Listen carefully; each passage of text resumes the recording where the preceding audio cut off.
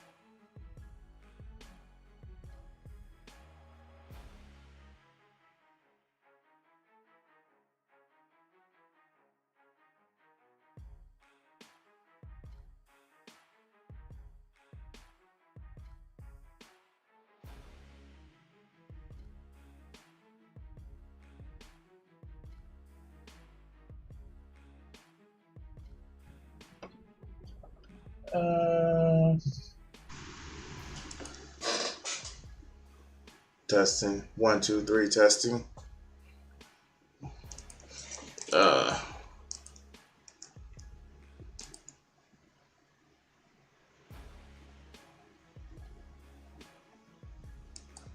Alright, cool. That's alright, yes. Oh shit. Alright guys. Whew. Okay. So I have actually not been streaming for the last week. And I want to tell you what's going on. And everybody in the chat, actually understands this whole thing. I want to say one thing. I love you guys. I really do. And I know I have more of an older audience when it comes to streaming.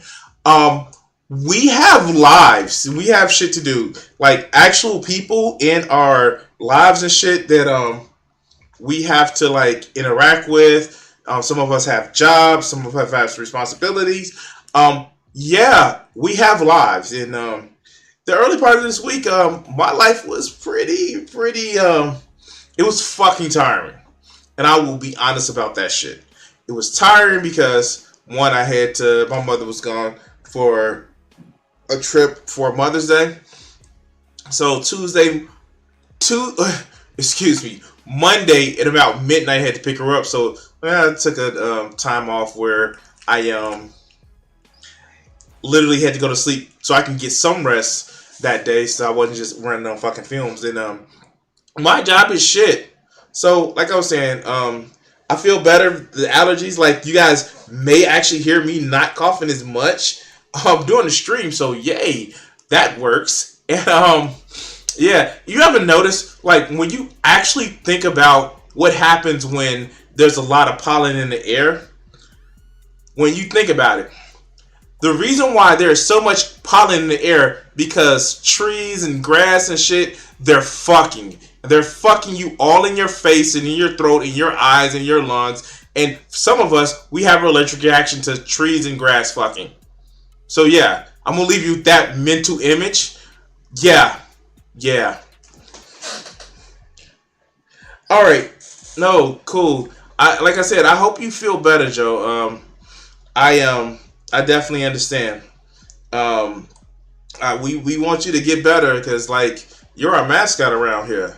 You are our mascot for the channel, and like, oh God, I I'm glad that I was able to come back and just like share a stream with you guys and make sure that I just yeah um I have so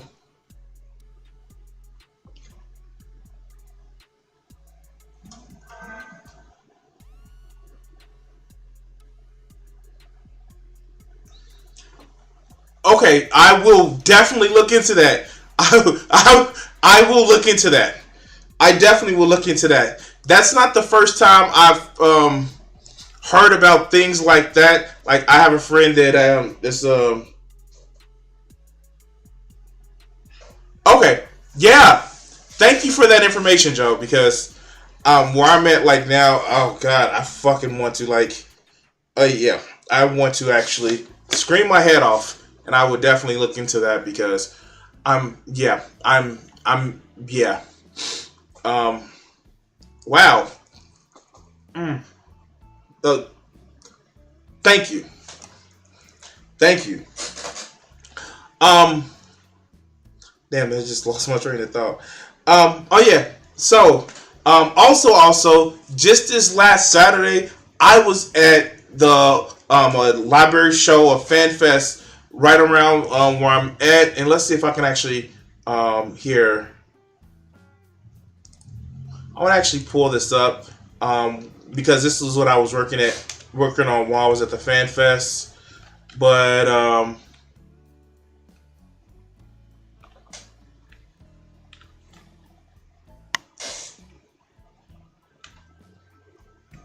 give me a second.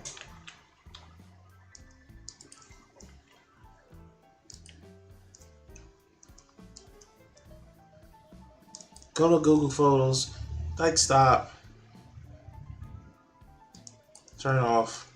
So, I'm just gonna bring this up right here. This is actually a picture that I was working on. As you can actually see, this is like not a scan. This is actually just a picture I sent with my phone. A most more recent picture that I do. I noticed that I don't put a lot of my pictures out there like I should. But yeah, I actually am going to do a lot more of my pictures. Yeah. The Democrats sell out labor and take corporate contributions. Shut up, Michael. But you can actually also this is me. So what I'm doing now is every morning I'm getting up and actually I'm actually going for a bike ride, kind of getting back into my workout things. What's another one? Just me actually showing off. Yeah. So yeah, no, this is like, yeah, I've been actually kind of like paying attention to my just getting my fucking energy back. Yeah, I need to go back to drawing again. This is me selling my artwork. This is just I oops, like I wasn't supposed to show that one, but yeah, yeah. If you haven't seen my Instagram, I actually have whenever I go to an art show and I sell my art. Like it's just some of the things that I do. Like if you ever like here, this was at an art show that I had at Halloween. Like more people don't actually know how much art that I do. Like this is an art show that I have. It was Anime Halloween here in the Chicagoland area.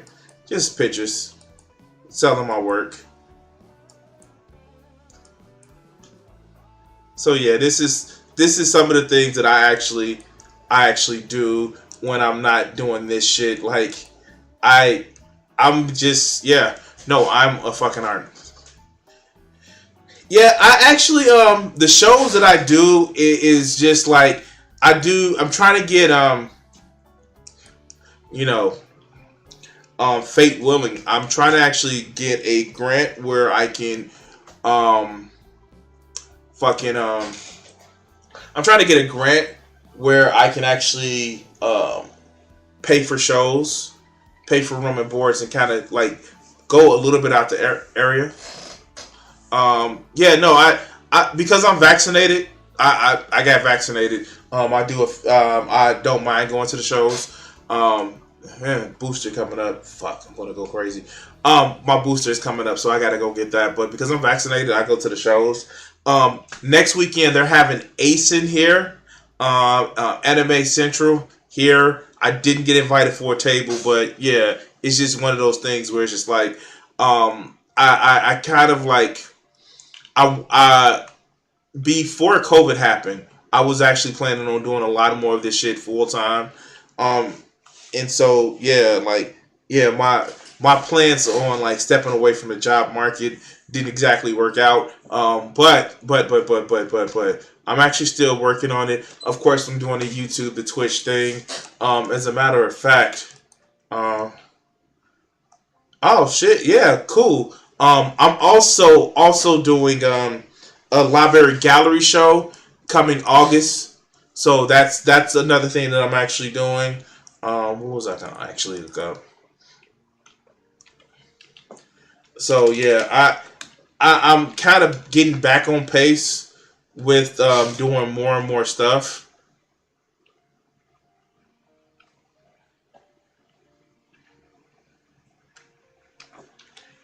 Hold on, guys. Yeah, yeah. Um, I actually was able to. So I don't know if you guys know this, but here let's do this too. If it was ever a show when I get the time to do it, and say if you want to actually do an audio show, because like I don't promote my shit as not as much as I should, but if it's ever an audio show that you want to like, if it's a show that you want to catch, I do actually break the just like I do the videos. Here I actually have my anchor site, so the it's just like the videos that I put up. So if it's ever just like you guys want to actually just see y'all want to listen to a video, what does the search say? Sometimes you want to enjoy a Crimson show, but you don't want to use your eyeballs. Like, yeah, no, this is the shit that I do. Yeah, oh god, self promotion is a bitch because I hate self promotion. But you guys didn't come here to just hear me self promote. Like, and by the way, if you're watching the stream on YouTube, hit the like button or all that other good shit. We are here to just talk about shit, and like, yeah, I really, really, really, really am. Oh, stop. Ah, okay. So, I'm here. We're gonna do some streaming today. We're gonna make fun of people today, and yes, I am saying we're gonna actually make fun of people, because yeah, yeah, we're gonna make fun of people, and I'm gonna tell you guys something, and all right, so we're gonna get into it, and just give me a second. Like I want to actually be prepared. I actually got earbuds in this time because my headphones are in the car because I do a lot of streaming. I do a lot of listening to music while I'm riding my bike. So yeah, let's let's go to videos and let's see what's going on and let's just have some motherfucking fun. Um, because what the hell? I'm sorry, I got distracted from my phone. But let's have some fun and like we're gonna actually start this shit off and make sure this is right. And as with always, guys, I thank you for sticking around so we can actually start enjoying the motherfucking show. All right, all right. So let's get to the first video. All right, so this is one of those videos, guys, where I'm gonna have to ask for you to give me enough rope to motherfucking, you know, let my point out, and if I end up saving myself or, you know, not saving myself, you guys be the decide. Because I personally hate shit like this. And you'll understand why when it comes down to it in a minute. So, I want to tell you guys something that you may actually be surprised to fucking hear. I woke up this morning, looked in the mirror, and realized, guys, I'm black. I know, shocking, right? Like, I did not realize that I was black. Now, I know you're probably thinking like, well, Crimson, like, you know, like, no. I just realized something that, I know, like, it was a shock to me. I had to come out to my parents and say, hey, mom, dad, like, I'm black. And they looked at me like, would you sit your black ass down and stop acting fucking crazy? I know, it's fucking crazy. So, here's the thing. And I make this in jest a little bit because, well, I'm somebody who grew up in a very, very bad neighborhood. Fucking grew up in the hood. If you know anything about Chicago and you know the Alburn Gresham area, I grew up in that area. Now, I happen to grow up at the time of the age of the beginning age of the internet. I ended up going to a school in Chicago where it was as a Magna High School, kids all over the city. I actually had interns downtown. Fucking moved to the suburbs for a little bit. I have lived the experience of living in the hood and interacting with people all across the city, across the state, and across the world. Crimson Davis Jr. But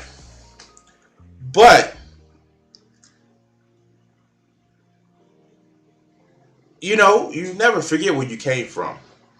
And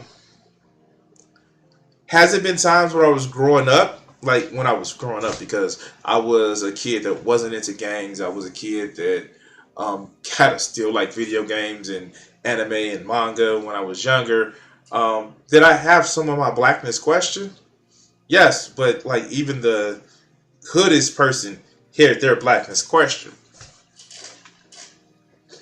And actually raising a child that mostly grew up in the suburbs, you kind of deal with a lot of shit. You do kind of deal with people who she's dealt with the question of if she's black enough, and thankfully she grows up in the suburbs where it's a mixture of black people and white people and Hispanic and Asian, but it's always, were you black enough?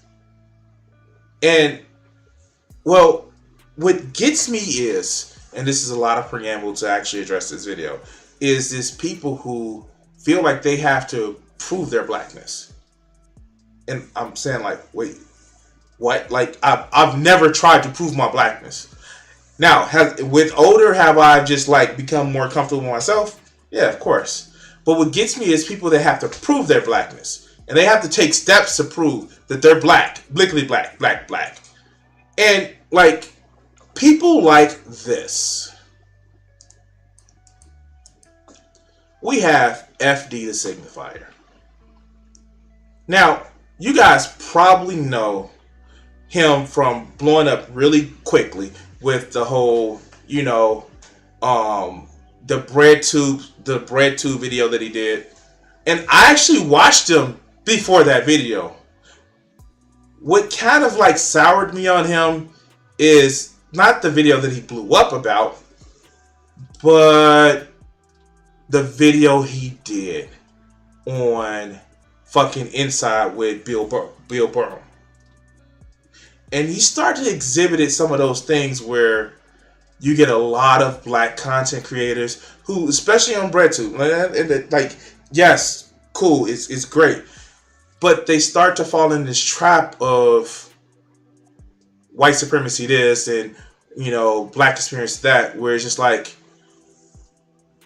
yeah, cool, we know that. But when you start making that your rallying cry and you start to make it where it's one of those things where you see you guys saw those videos. Here, let me see if I can actually find it. Of where we have those, let's see, open up a new tab.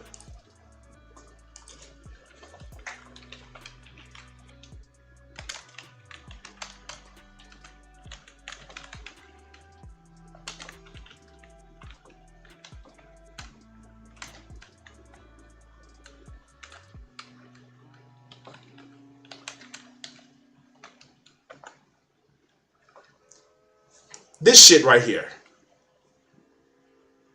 This shit right here. This shit was the most cringiest shit that I've ever seen.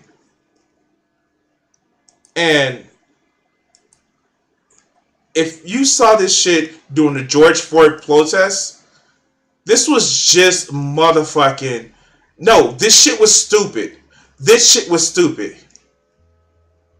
It was cringe. It was so fucking cringe. And the reason why I was cringe is... You upset. Cool. Been upset with you. You were protesting for people's rights. Cool. So let's change the system. Don't do some performative shit. But I'm digressing. Let's get back to why FD feels that a fly in the milk. Shall we?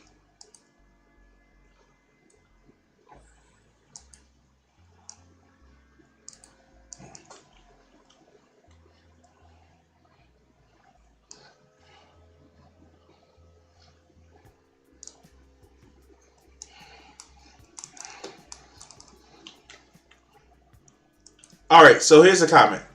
Hi, FD. What did you said about black parents need not to move to raise their kids in white suburbs has been living in my head since your video came out. That's my life. This type of shit, literally, I don't know what to say. If he even said some shit like this, why? Now, fuck the suburbs, and I say fuck the suburbs because if you ever watched the Echo Geckos of how the suburbs are killing us, you'll understand why I say fuck the suburbs. It's actually more costly to have a suburb, not to just the people that live there, but it's more costly to, environmental, governmental, and, humane services to have the suburbs because, it's just a wealth trap. It's killing us through certain different things. Like, so yeah, fuck the suburbs. But to say you're not going to move to a better, affluent area because it's mostly white, like, oh, okay, let's get to see what this is about.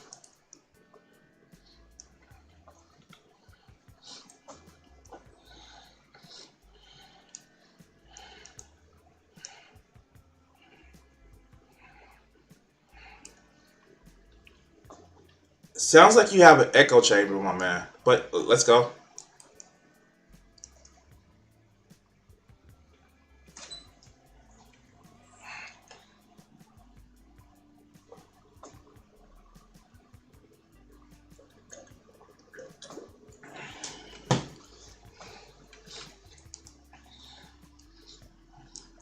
Now, I didn't watch the video, but guess who has experience being a black boy? I don't know. Okay, yeah, sure.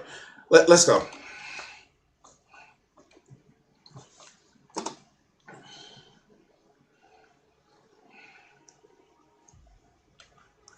Hold on. We didn't miss much. Give me a second.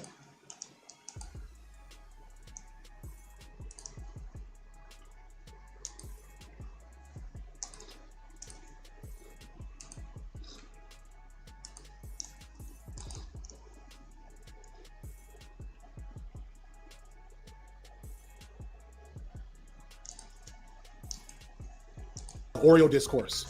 I don't know what to call it. And so there's a couple things. Let's get back there. I felt like the stuff with Carlton hadn't gotten out a lot. I feel like we just haven't had a lot of conversations about the sellout, the Oreo discourse. I don't know what to call it. And so there's a couple things I felt like I wanted to talk about with that one. In looking, so some of the critiques were, not every critique is in good faith, but some of them was like, okay.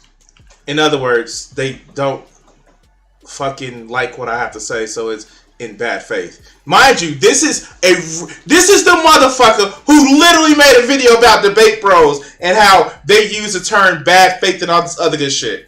Right? One rule for me, but not for thee. Right? Okay. I'm sorry. Let's go. Okay, if I'd have tried to be more clear, then this takeaway wouldn't have been possible. So I can understand that. Because people like you define sellout and stuff like that. And yeah, like I left a little too much of that in my own head, thinking that people would just get it because they get where I'm coming from. But not everybody's coming from the same standpoint and background. So first, I want to address calling parents who move their kids into all white areas sellouts. That was not what I wanted people to take away. I don't. You know what? And you're right. You're right. It is an argument for reinvestment into neighborhoods, reinvestment into like building like one of my biggest things is actually I live in a neighborhood where so many abandoned buildings, so many abandoned homes, where it's just like being bought up by private real estate people and turned into like super rent control places, or in some places Airbnbs. But yeah, he's gonna argue that you shouldn't move out of the area to a more affluent area. I don't think that you're automatically a sellout or some type of anti-black race trait or whatever if you live in an all-white area. You're the fly in the milk is the phrase I use a lot. Or if you move your kids to that area. I don't think that's necessarily the case. Like, listen to how this just like degrading a fly in the milk. Oh, okay. Let's go. So, and people brought up like sometimes it's like if you have a choice between being in like intense, poverty and lack in certain areas. I'm from the South Chicago suburbs. I'm not from the Wild Hunnets. So, in other words, let's just explain this. There are hi, Chicago resident. There are parts of the suburbs, not the Wild Hundreds, because that's still kind of considered in the city. But there are parts in the south suburbs, and I don't know where he's at. I'm not even gonna try. In the south suburbs, where let's just say there are people that believe that they're better than the people that live in the city. I'm looking at you, Hazel Crest, Country Club Hills, Matson, South Village. Well, maybe not South Village. Richton Park. Because you got a little bit of money, you think you're oh, okay. Let's go. Understand. I live in Atlanta. I don't live in Clayco, not Atlanta. I don't live in the SWATs. I don't live in. Yes. No. Actually, Cicero's. You may say Burbank. Burbank was almost a sundown town. Shit. Kind of Chicago Ridge around his age, because I'm around his age. Chicago Ridge was kind of okay. In certain parts of Decatur, and I have the means to live uniquely. I have the means even before YouTube to, as much as I could, create a black enclave around my children that still had white people. I mean, my kids go to a mixed school. Dude, you just arguing for fucking segregation. You are literally just arguing. We can go to school together, but I'm gonna live around my people. Dude, you arguing for segregation? Like, seriously, like.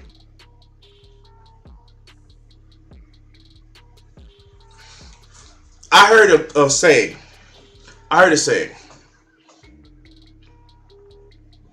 In the South, it don't matter. It doesn't matter how high you get up. It matters where you live. In other words, you better stay on your side of town, boy. But you can have a business or some shit like that. But in the North, it don't matter where you live. It's it matters how high you get up. Oh, you can live in my neighborhood, but you ain't gonna be part of my group. Okay. Yeah, of course. Compton was bad. Like let's get back to the video. But some people can't do that. Some people, it's like you get an apartment in the boondocks and you get out of, the hood because that's overall a better situation. I fully get that. And I don't begrudge anybody for doing that. That's survival tactics, right? What I was talking about is when you have the means and and when I said the phrase, you think the white man's ice is colder, right? I don't even know how to deal with that. Like, really?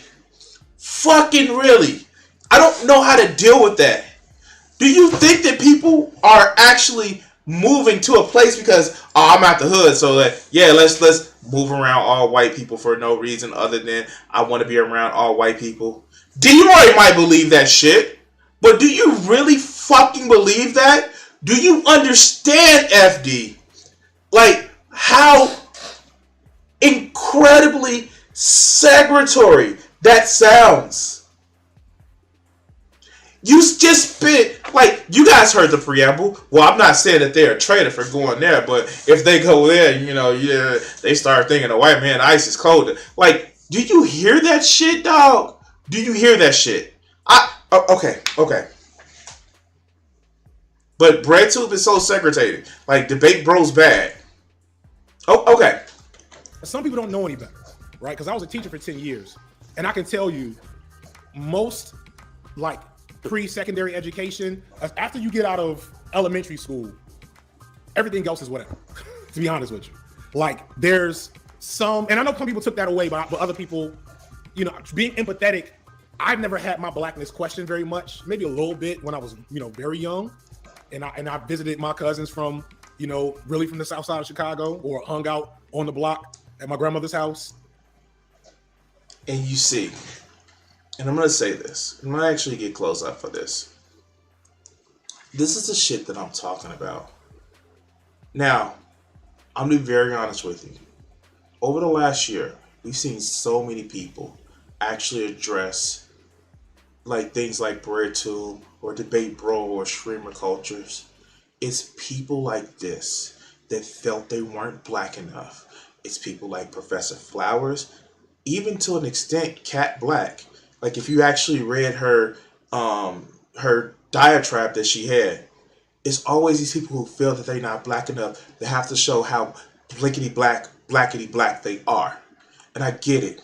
If you're around a lot of people who are like, oh, you're one of the good ones, or you can't exhibit the behaviors that you think that you're supposed to exhibit because you see the behaviors on TV or out of some of your family members, you have to always be on your fucking P's and Q's. Yes, that may creep in that you may not feel that you're black enough.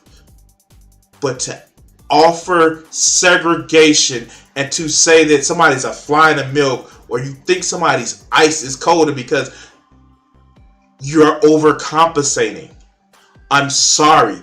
You sound like a fucking idiot. And for somebody who claims to be on the fucking left, you sound just as bigoted and prejudiced as anybody else. No, I gotta prove how black I am. This is fucking stupid. But let's let him continue. And started using big words. I had a couple of those moments, but like I haven't since very young had my blackness challenge, right? People that know my real name. You wasn't gonna challenge my blackness too tough. Oh, yeah, no. Come on, come at me, homie. Come at me, homie.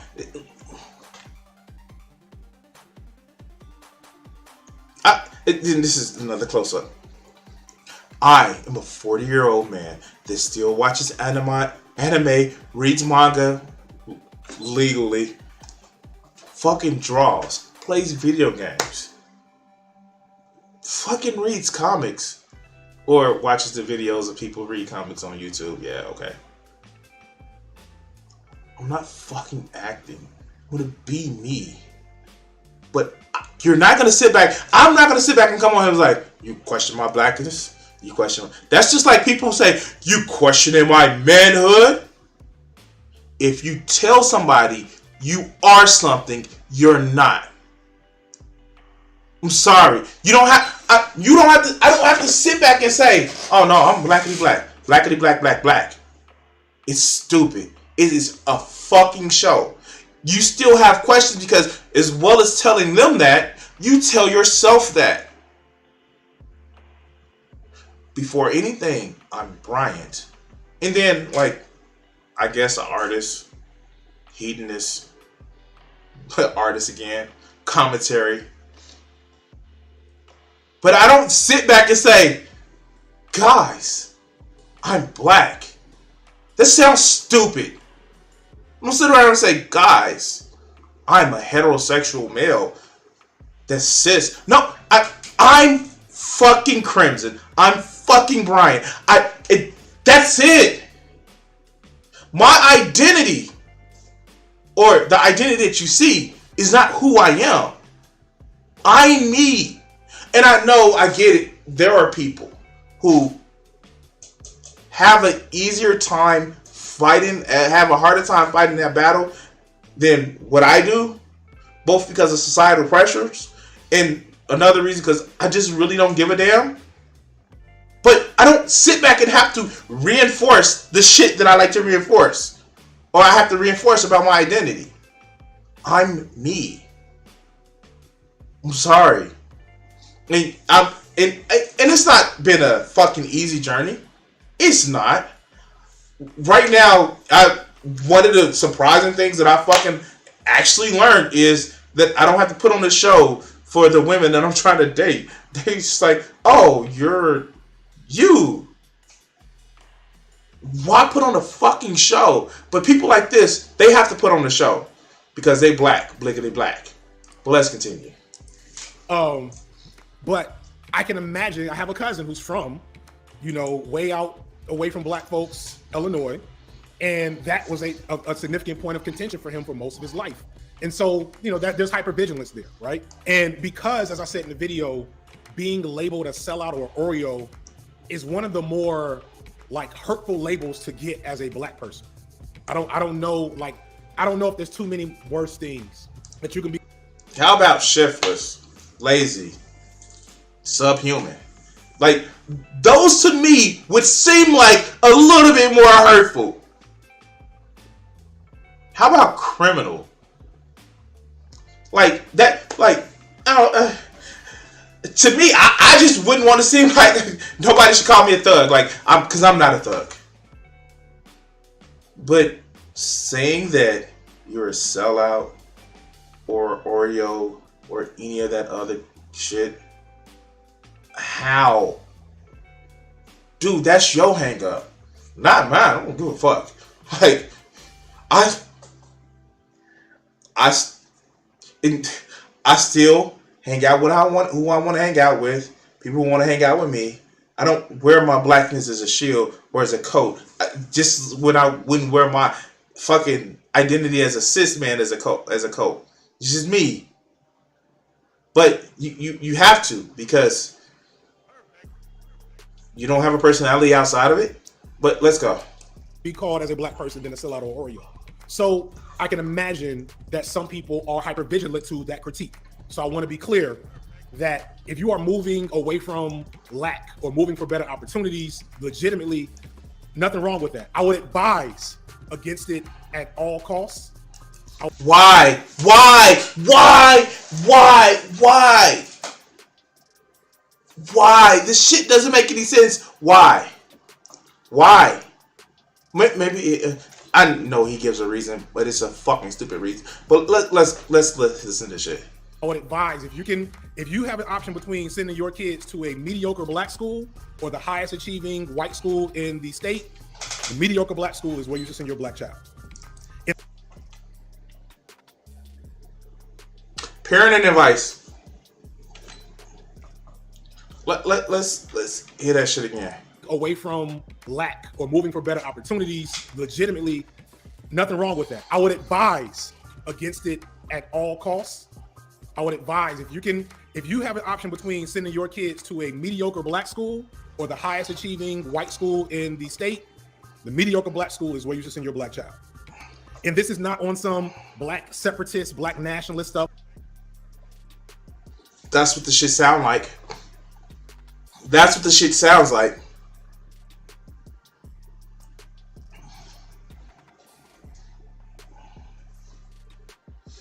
Like,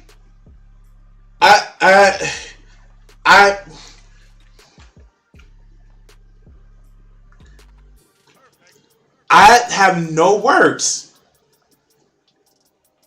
You are literally saying like, well, it won't be good if a black child gets around white kids because they won't know their identity, so they need to stay with their own people. That is some separatist. That is some separatist shit. That's segregation shit. But let's continue. Which is the other thing I saw floating out there. It's not on some segregationist shit. It's because, and there's research on this, it is better for your children. Period. It is better for your children to not be the only black person that they know. And quick, type F in the chat if you are the only black person. Is it F? Should I say F? Whatever. Type F in the chat if you've had that only black person experience and it sucks and you'd have traded it in for the hood any day. Not the hood. You get my point.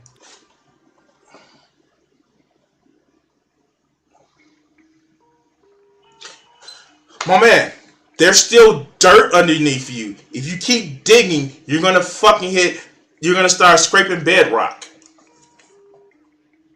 Where's the studies? Where's the studies? Please, citation needed. Oh, live in abject poverty because you have to keep your blackness or get more of a better opportunities. Because we know that there's studies of your zip code that you live in determines your future wealth. But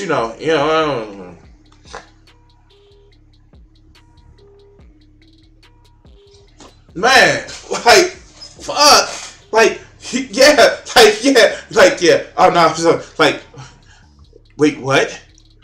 Wait, oh, okay. I put a book in the description. It's called Conspiracy to Destroy Black Boys. And it goes to everybody, Mexican.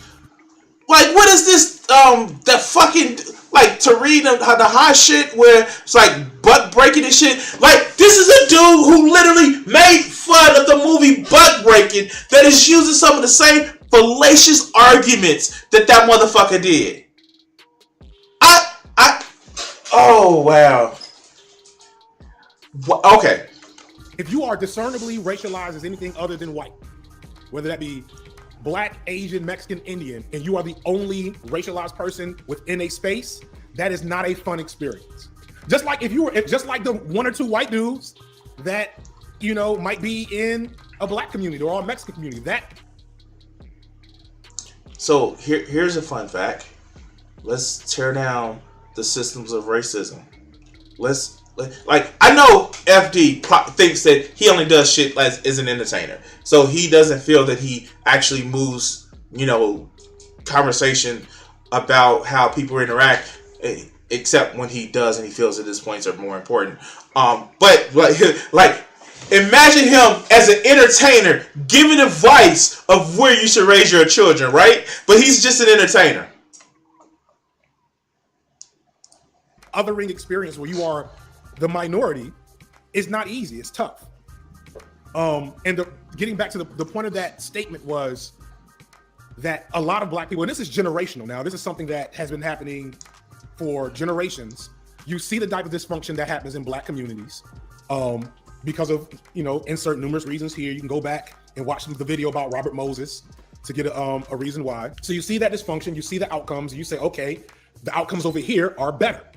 So let me take my black ass over to this white ass area. And like, it makes sense on paper. So now, notice he's only making an argument.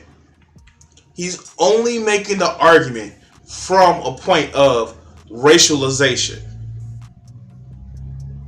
Never is he making a point about affluence. Never is he making a point about a better area to live. Never is he making this point. It's about race. Because that's what's important.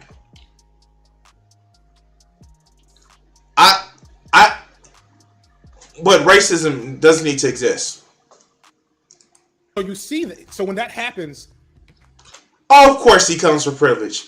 Of course he comes from privilege. Fuck. He said it. He came from the south suburbs. It's nothing but privilege in the south suburbs.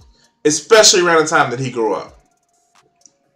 It's just, unless he grew up in Harvey, he grew up in places of privilege. It can be very traumatizing to the kids. And they don't necessarily get a better education. They get a maybe on average better education just based on the lack of certain barriers. If those barriers are not there, which they very well can be, because rates of disciplinary action against black children in general, and test scores don't match. Like if you can go, like there's a site called Great Schools, but really any state will have some type of school report card. Idrisu Siedu is asking about African American immigrant version of Black experience. She stirs up some real stuff internally. I don't know whose video you're talking about though. I know Julesy dropped a video around there, but I'll try to come back to that. But yeah, it's just not good for the kids. It's not. Like there's probably some statistics that show like a numbers. Like wait, he just said it's not good, but he's not citing any statistics, any fucking facts. It's just a fucking opinion. Oh wow. Okay, so Dre actually said it. My friend told me about stories how hard his family worked to move out of Flint and all the bullet holes they found in the walls when they moved their furniture. Nobody wants to live like that. Yeah, no, he's like, yeah, no, because reasons. Because reasons. You need to stay with black people because blackness and shit like that. Maybe there's some test scores, maybe there's some socioeconomic outcomes that make you look better, and I'm sure there is, and partially to an extent because if you got the money to move into elite all-white areas, you probably have the money to provide your kid with certain resources that will guarantee their financial, economic, and educational outcomes be higher. But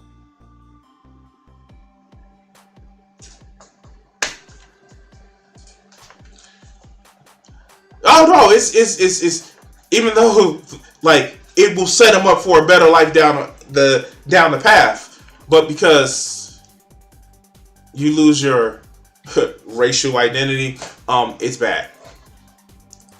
Overall, that experience is generally unhealthy and it's unwise, but a lot of black folks, like I said, think the white man's ice is colder. It goes back to that black excellence. But he's not a racist, guys. He thinks racism is bad. Some reason. Conversation from the Obama video. You think the white man's ice is colder. You think that the only way to get access to certain power, dynamics and frameworks and networks is to immerse yourself into white communities, into white frameworks. And no, it doesn't really work.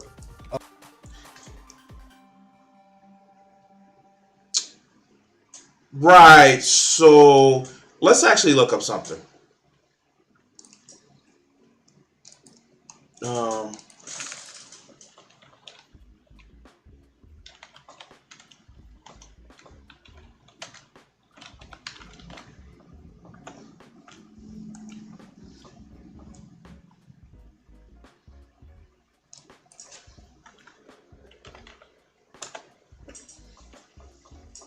And I'm on Wikipedia this shit.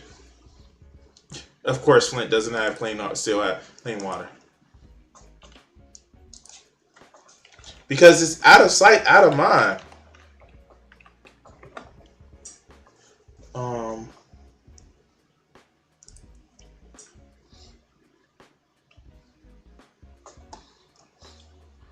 This is what I always want to point out to people who say stay in the black neighborhoods and get your culture and shit like that. And if you're familiar with history, you know this shit.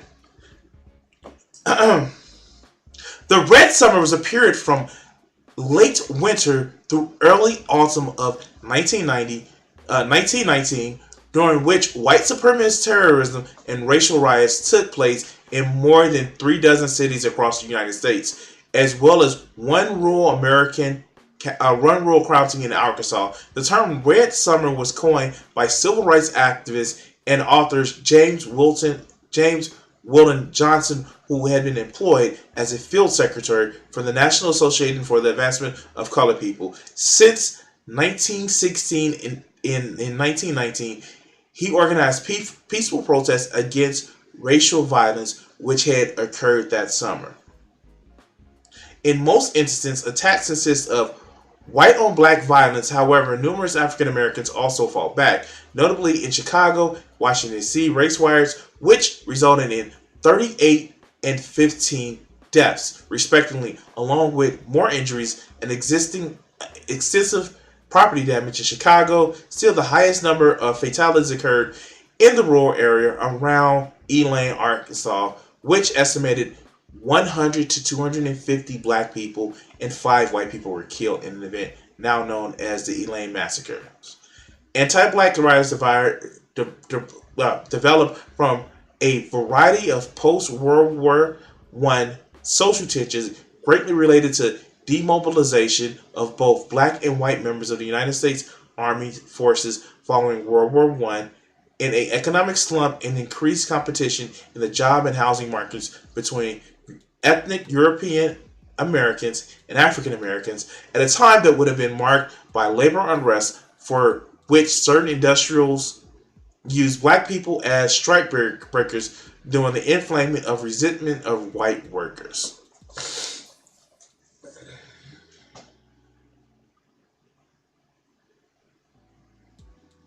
Most of this shit happens, and this is what I want to tell to the people who are black separatists, people who are black supremacists. We tried the shit of living separate. We tried the shit. You know what happened? They burnt down towns because it was easier to other people that you don't have to sit back and look at every day and actually have to deal with and actually depend on in living in the same area. I live in Chicago, a very segregated city. And it is easy to other people when you don't live next to them.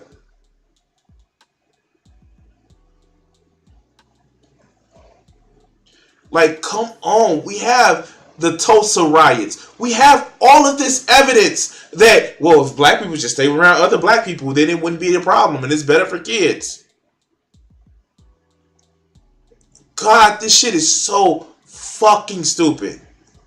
And it's heralded by people who claim to be blackity black, black.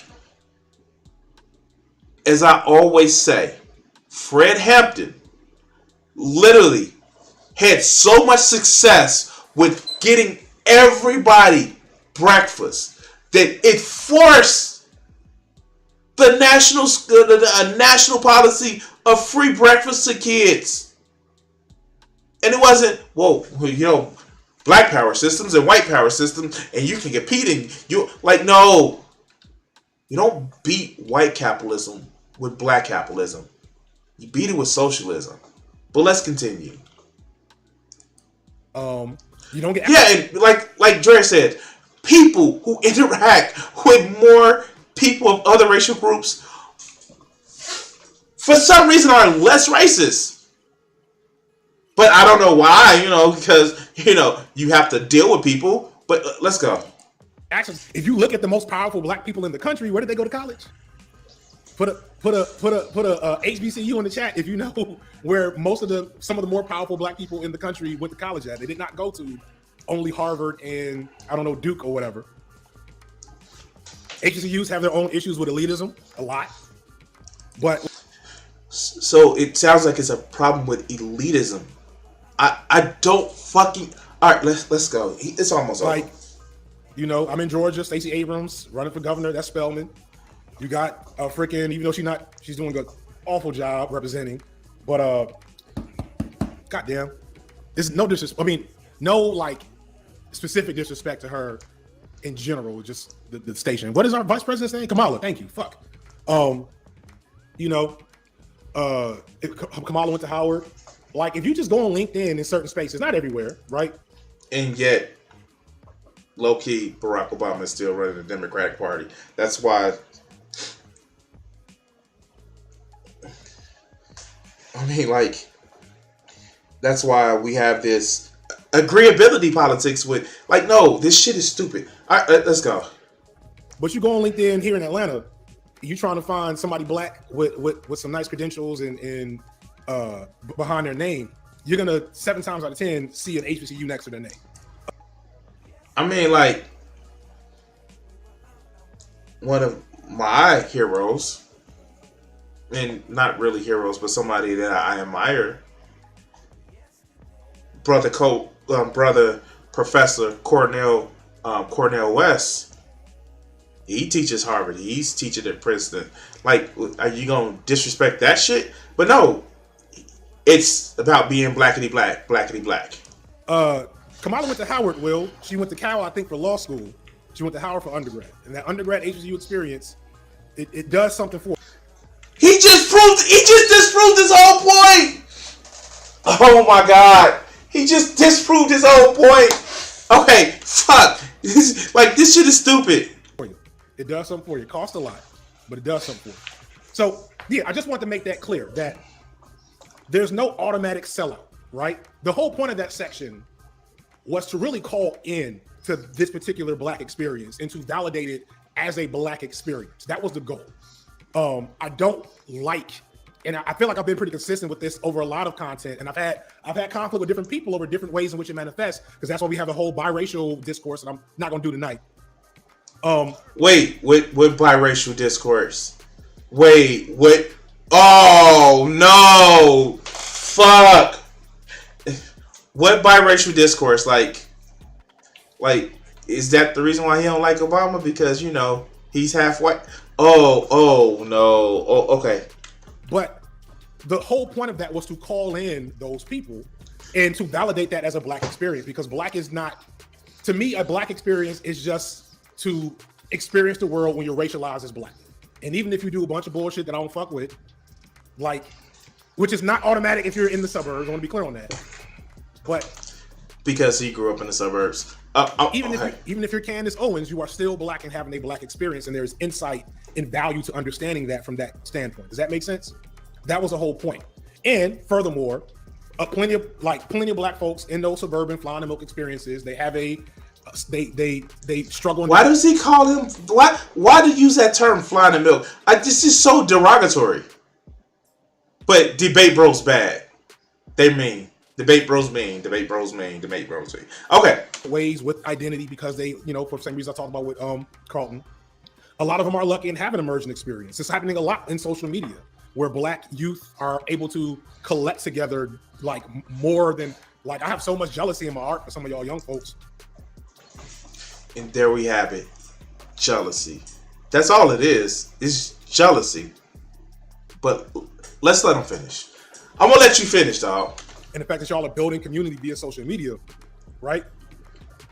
And somebody just pointed out, like, and sellout, like being from the hood and speaking the lingo and doing all the things does not guarantee you are not a sellout. Ben Carson, what's the brother, the Clarence Thomas. All right. So I don't know. This is the shit, like,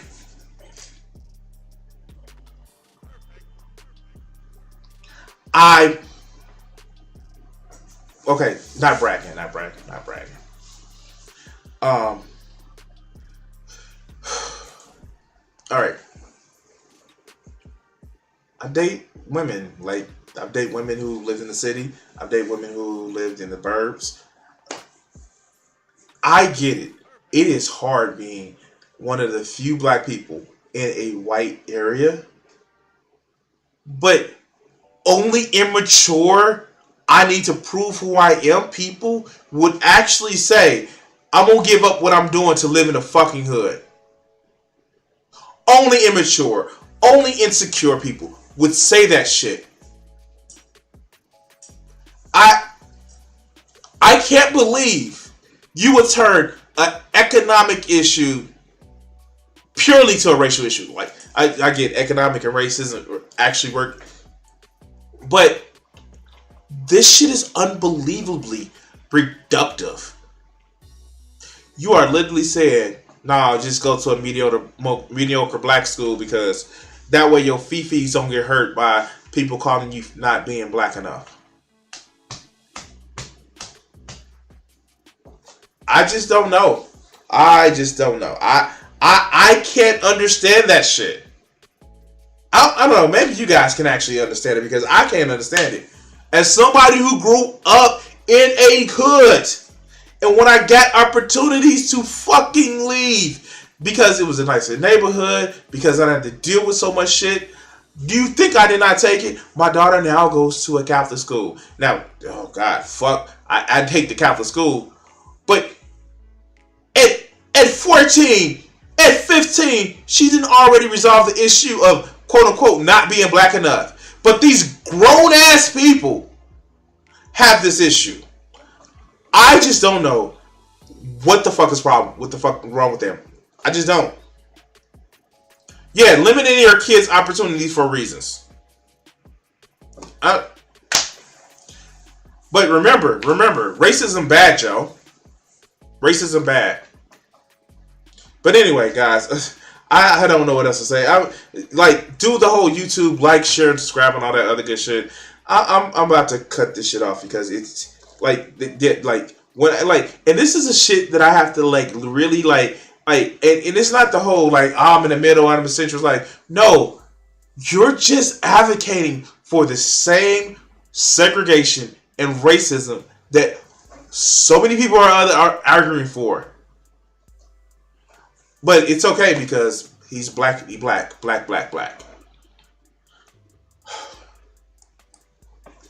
Oh my God! I know I'm gonna catch some slack for that shit, but I don't fucking care because you are literally saying to your kids "Oh no, we need to make sure you're black enough and you don't get bullied." Why not teach your kids to stand up to bullying? Why not teach your kids to have more fortitude to say okay, so what? I'm me. But it's just it's lack of fucking fortitude, lack of imagination, lack of intuition. And he used to teach kids that shit. He used to teach kids. God, the online left is gonna be fucked up because they're full of people that just do not want to stand and fucking fight. Oh God, yeah, dude, I cringe for the online left sometimes because they think being assertive and standing up for what you believe and standing up for who you are, it's bad, and that's why I hate the whole debate bro shit. Whoa, debate bros mean.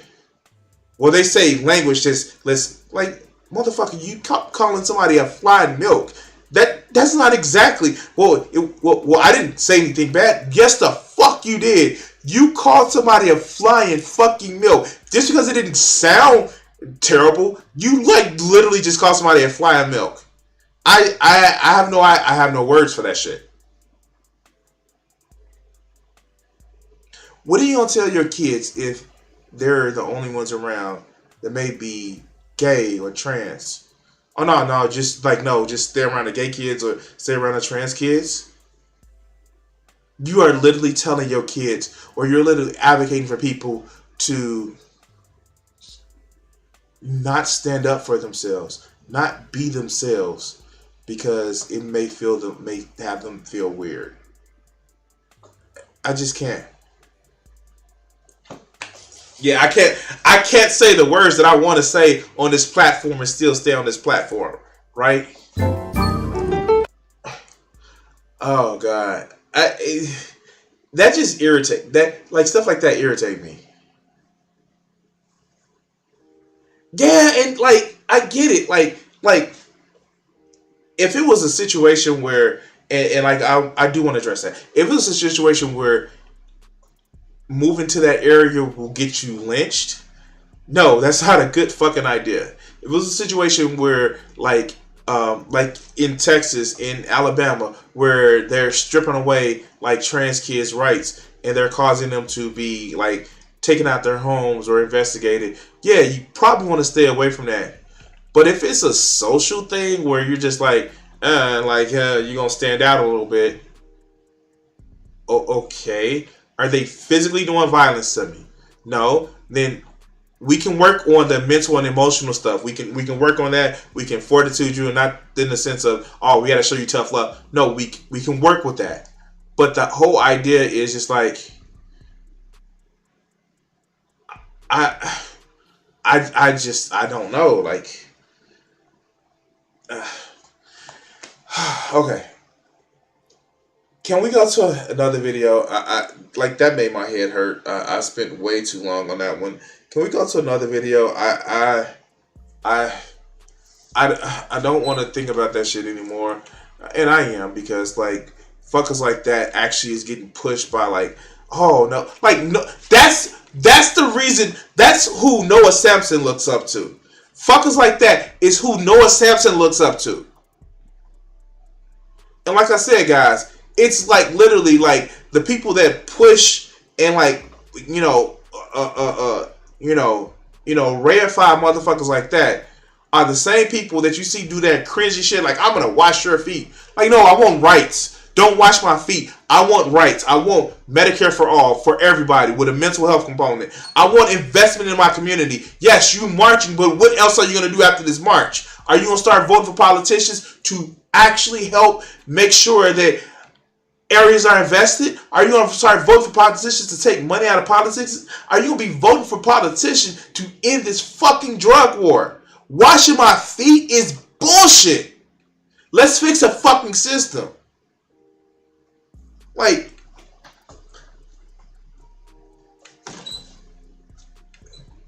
I don't know. Maybe I have too high of goals or plans and shit like that. Maybe that's what it is. I just think that we should actually treat people better. I don't know. Okay. All right. Let's get to another video. Can we get to another video? All right. So all right, cool. Let's do it. I want to report something, guys. And I know this is a little bit late. About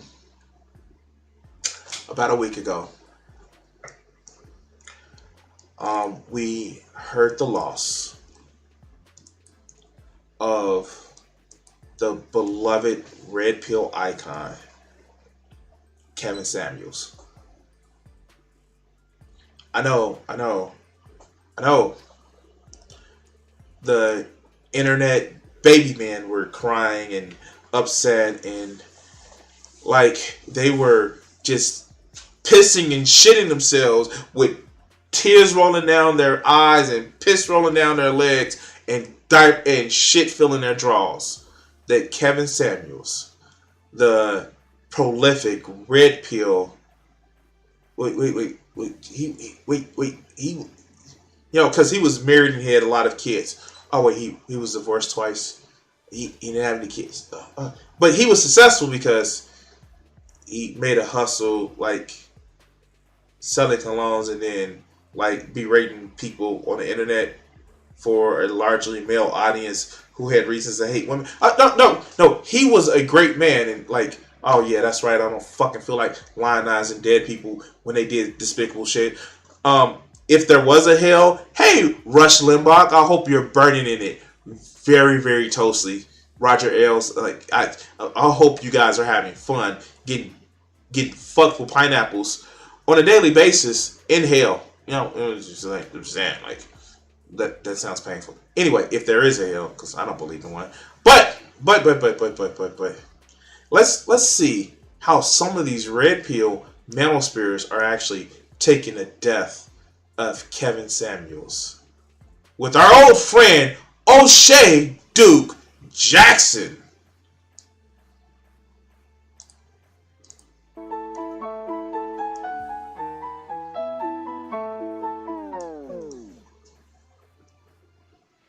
What's good, everybody? It's your boy. Oh God, he's fucking. I forgot how fucking irritating that this motherfucker is. It was the reason why I stopped covering his videos, because he. Oh yeah, okay, let's go. O'Shea Duke Jackson back at it again with another episode of The Celebrity Jump. I have to turn it down because I like. Is he loud to you guys? Is he loud to you guys? Because like it's fucking. Oh, it's fucking unbelievable to me. All right, let's go. Demo, Mario Brother music. So guys, I gotta give a good show despite the sadness that's happening right now in the world. And we all know our brother Kevin Samuels has passed, and a lot of black women on Twitter are glad. What? They're making memes, they're making comments, and they are rejoicing, and they are saying things like, "Looks like he died alone." But let's fast forward, Demo. No, he didn't die alone. He did die with somebody. I mean, like, I'm not gonna lie. If I was, you know, copulating in coitus, that's an interesting way to die. So let's assume that you're right. Kevin Samuels passed alone. Does it take anything away from what he was saying about what's going on in Black America? Yes, it does. Because he wasn't the example of what he actually lived up to. He didn't have a family. He got divorced twice. He made money off of you guys.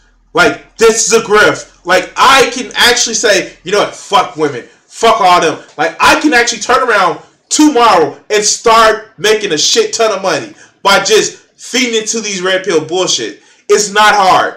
It is a lot of bitter, angry men that, one, have no fucking personality. Two, are affected by the isolation and atomization of capitalism in a system where it's fucking us all over and then telling us, no, it's your fault, even though we see the rules and the systems in place to fuck everybody over as a collective. But, yo, like, yeah, it's too hard to change the system. But let's go. In the dating world? No. And let me talk about these detractors, guys. I want to talk about these detractors because it's very, very, very, very, very, very, very, very, very, very, very, very important. You see, rejoicing in somebody else's downfall is not mutually exclusive. Wait, we're talking about people that heard the shit about how he used to get on and berate women and say that you're good for nothing. And if you're past 35 and you're not married, then you're just a leftover woman. He was 56 and he wasn't married. Was he a leftover man? Okay. To your own personal success. For an example, I'm a 49ers fan. When I rejoiced in the fact that the Dallas Cowboys, we beat you, stop the show, y'all were still mad. It didn't result in us in NFC Championship beating the Rams.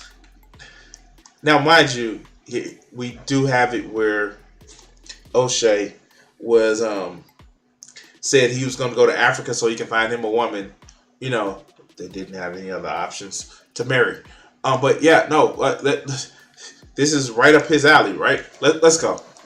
Because those were two different games, two different opponents. So Kevin Samuels passing or not doesn't change the relationship dynamic in Black America. You know, you just don't have the viral show that you can have every night with somebody getting exposed because of their entitlement. But in your own personal life, you're not going to be able to have the guy that you want if you don't improve yourself. That's going to be the same.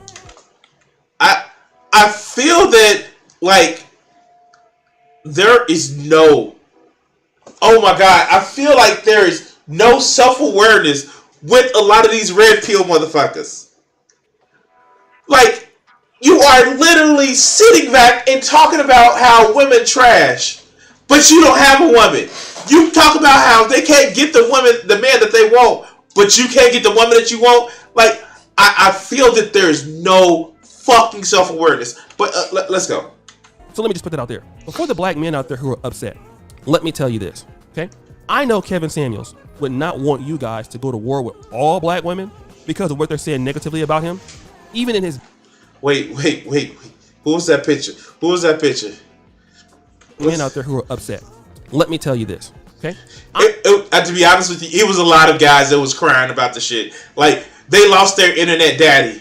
Oh God, what happens with Jordan? Like, okay, so if you don't know about the community, it's like when Jordan Peterson, like, took his sabbatical from consciousness, and how many people were hurt from that. Imagine that shit. Like, imagine what would happen if Joe Rogan, like, his health routine, like the kitchen sink that he throws his shit, doesn't actually work out. That's what's going on in the black manosphere. And it is fucking delicious looking at all the fucking tears. Okay, I'm sorry. I know Kevin Samuels would not want you guys to go to war with all black women because of what they're saying negative. Okay, Fruity Pookie dating coach hits the dust at 56. Okay, this is savage. It's rumored that divorced deadbeat dad Bussy Bandit Kevin Samuels has hit the dust at 56. Oh, this shit is savage. The Necketer was known to create continually degrading black women. He has not passed on the hell where he belongs. Okay, yeah, no, he shouldn't have just... Because, like, he did degrade black women. Like, yeah, no. For no other reason other... Because, like, I just find them stupid. Like, yeah, no, that was stupid. Like, no. Like, but that's savage. I'm sorry. I'm sorry. Okay. That's savage. Okay, let's go. About him, even in his death, I know for a fact he wouldn't care. He didn't care about that when he lived. So I want to tell black men this. Kevin Samuel referred to single women over 35 as late night leftovers. I'm glad to see he's dead. Am I glad to see he's dead? No. Do I feel bad? Also no. He did great harm, and seeing as many men agree with him, define him as why you will die alone sounds like a promise of a peaceful and happy life. Yeah, no, I just like I can't.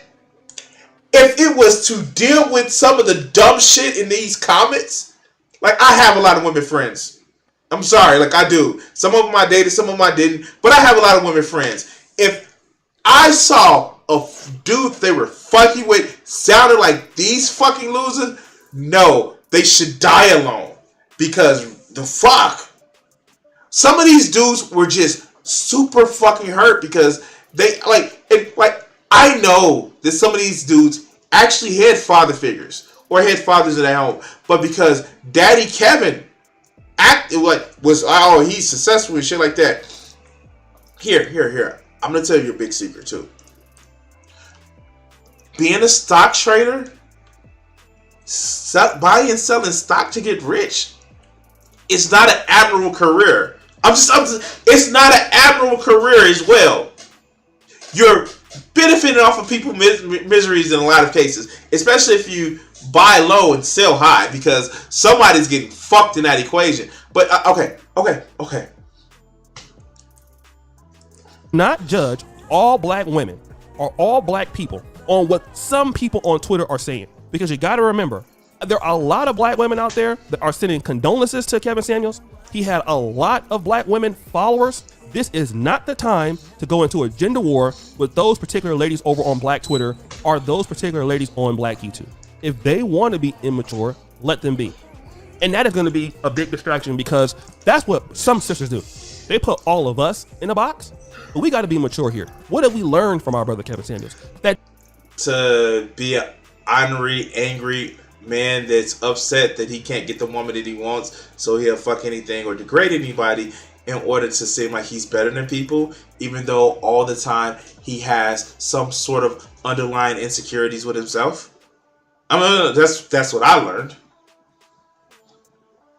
I'm sorry, that's what I learned.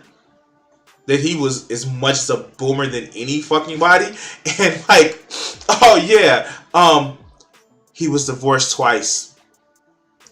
I don't know. I don't know. Fuck.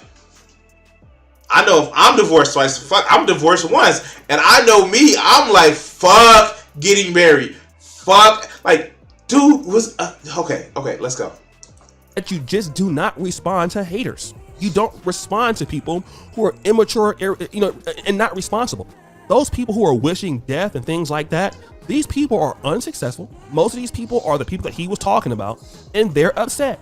He wouldn't give a damn about those people when he lived. In his death. Funny, I don't give a damn about him other than the fact that there are so many people soy faces. Oh, Daddy Kevin. Oh, personally, I think the man was a piece of shit the way he talked to people and the way he treated people. Do I feel bad that he's dead? No, don't give a fuck he's dead. He means as much to me as any other random human on the street. Yes, I wouldn't want them hurt. I want them being able to live their best life, but his opinion? Oh, you got some idiots to follow you because they are so insecure with themselves. Okay, let's go. If he could speak from the grave, he still wouldn't care about those people. What you should be worried about, and just like me, are people who are like-minded individuals. We are the black community. We are the African-American community. Kevin Samuels had an African-American focus in his content. Although he could have went more mainstream, more into the white world, he dealt with black.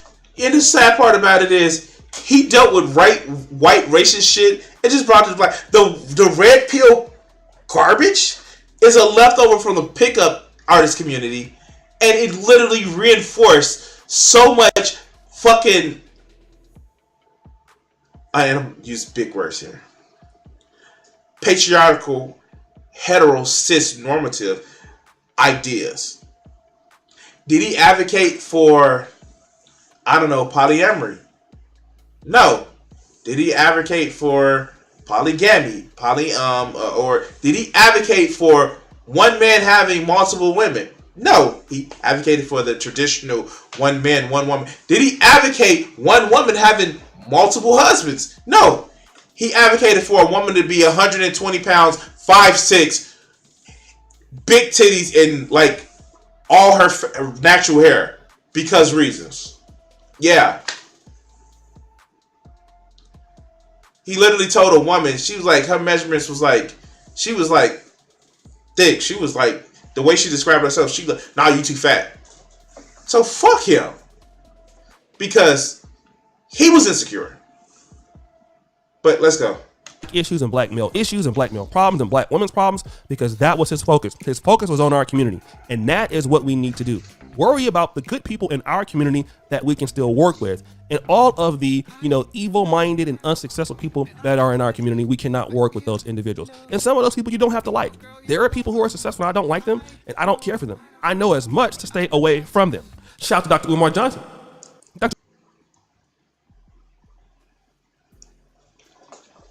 Of course he would like Umar. Of course he would like Umar. Fuck, of course he would like Umar.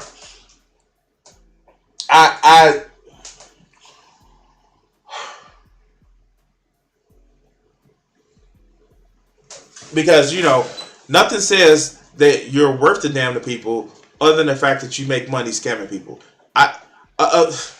Yeah, sure. Let's go. Umar Johnson put out a pretty good Instagram post about the death of Kevin Samuels, about he didn't like his method or the way he did things, but he doesn't agree with how he was tore down. And I honestly agree with that. Shout out to Dr. Umar Johnson for being mature. You don't wish death on people, especially when his content never did wish death on anybody. But what I want to tell black men is, do not. He said people are leftover and leftover snacks and that they are going to die alone.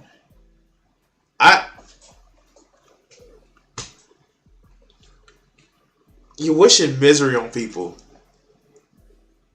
You're literally wishing misery on people. But no, he didn't wish death. Just misery. That's the difference. Because reasons. Not get into the situation where we are on. He is in love with these 3 posts I see. Like, this is like the 4th time he just showed this post. And literally, this post isn't actually talking about Kevin Samuels. This is literally talking about the copium that so many people are acting like, oh my beloved Kevin. He was just such a truth teller. Like, no, dude, he was an asshole. And the only reason why you look up to the motherfucker because you're an asshole too. But okay, let's go. Fine. Battling for with black women who are being disrespectful. They deserve to be. Wait, calling somebody a leftover woman, constantly degrading them, calling somebody fat, calling somebody overweight. That's not disrespectful. Oh, what? Okay, shit. I've learned. Like, you go up to your significant other and say, "Hey, you're fat. You're a leftover," and see how they respond to that shit. Ignored, okay? Because Kevin would have wanted it that way. He would not want his audience and his people on Black Twitter fighting these people when you could be spending that time working on yourself. You could be spending that time developing yourself. You could be spending that time working on getting some money. We know we have people. Why don't we spend that time working together to fucking tear down these systems, create unions, create community action groups, create separate power structures so we can actually build up not only just our neighborhood, but everybody's neighborhood to stop depending on people in Washington. And we actually have them be treated as our employees and not our rulers. Yeah, that shit too hard. Clean up your room. In the black community, both men and women, who are just going to be childish. So let them do that to themselves. If they want to rejoice in that, their life is not going to improve. Their life is not going to get better. If they're happy, great, let them be happy. But I would not, and I am not, going to start making content berating all the black women just because you have some black women out there. Wait.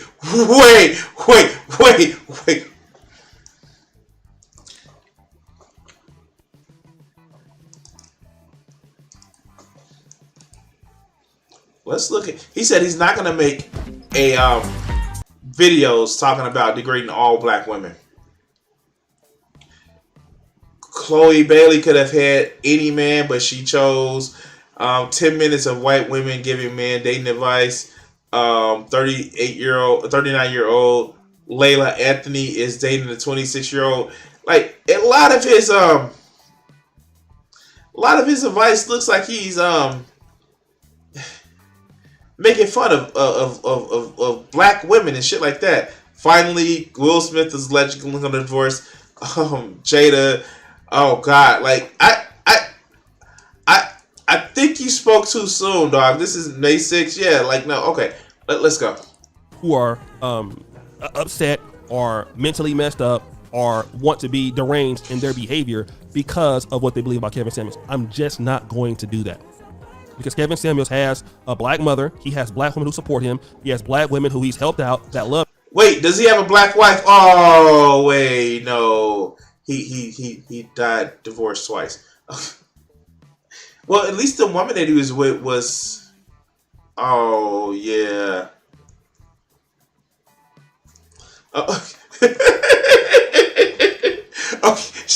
Joe, stop summoning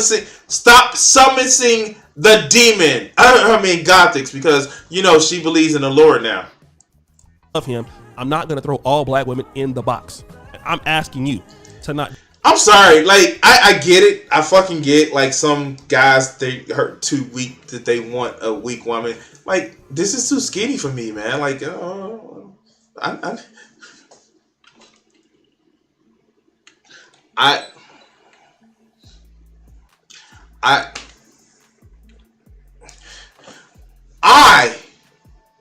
I need a woman like the word buddy. What do you mean, Crimson? With double D's! I'm sorry. Okay, shit. Okay. Fuck. Okay. This is too skinny for me. I'm sorry. Jesus. God damn, I want to be able to. If she was on top of me, it looks like she got hit by like some boxing bag. Okay, let's go. I'm sorry. Do that. Ignore buffoonery. Ignore haters. Ignore unproductive people. All right, those people who are making content, rejoicing every day or whatever, video after video, you kind of know what kind of guys these people are. It's evident. So why even go back and forth with them? You're wasting your time. If that's the way that they feel, great. I don't like what you said. I'm gonna take my ball and go home. Okay, all right. Let them feel that way. I really just don't care. Let them feel that way. At least.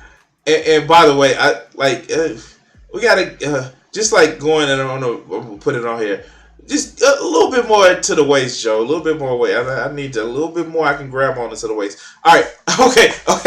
Shit. All right, let's go. At least they're consistent. You didn't like him when he lived and you don't like him when he's dead. That's even great. But don't you dare start a war with black women because of these people. What Kevin did was he brought black men and black women actually closer together, where we could actually have the conversation in which we've never had it before. None of us as black male content creators had the skill.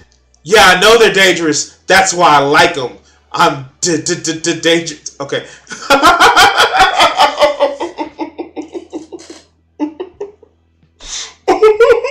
Let's go. To be able to relay to black women our thoughts in the way that we do things like he was able to do. So we understand that his method of how he did things, there was able to be some sort of understanding between the two groups. That is what needs to be focused on at best. If you can't do that, just stay away from the whole thing. Worry about using that time instead of going back and forth with trolls to develop yourself, to work with black men in your community, to make changes in your community, whether it's your local community or your ancestral community, to do something. Wait, what did he mean by his ancestral community? Oh my God! Fuck. Okay. All right, let's go. Something powerful and great. Develop yourself as a man. Don't spend your time hating black women or being upset with black women, because you can find a reason to do that because somebody is mentally insane. A lot of these people that are on here saying this stuff on Twitter, these people are insane. Some of these people have like 4 kids by 4 different baby daddies. Wait, what? How does he know? Okay, fuck. Okay. Hey, don't hate women. Don't hate women. Don't hate women. Can't keep a job. You really want to argue with somebody like that? That person's not worth arguing with. Let them do that. And if the men he's talking to need to improve themselves, are they keeping it up? Okay. Take that time and invest it into yourself. Because I could tell you Kevin would have won it that way. But guys, what do you think? Oh God, yeah, I think you're a loser, dog. I think you're a fucking loser.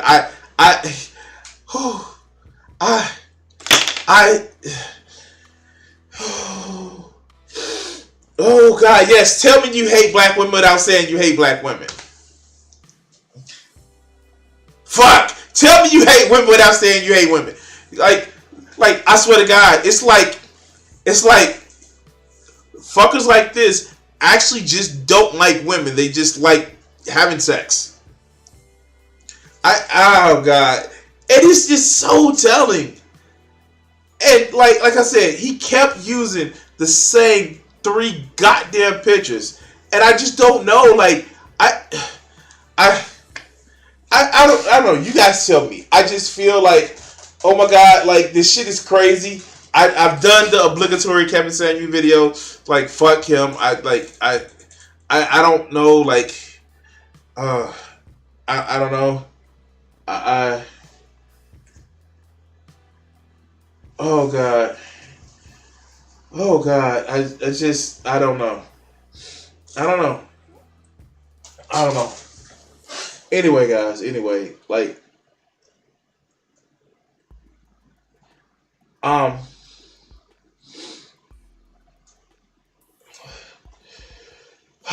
yeah. I done the obligatory Kevin Samuel video. You heard my opinions. You welcome. Oh God, this motherfuckers. All right.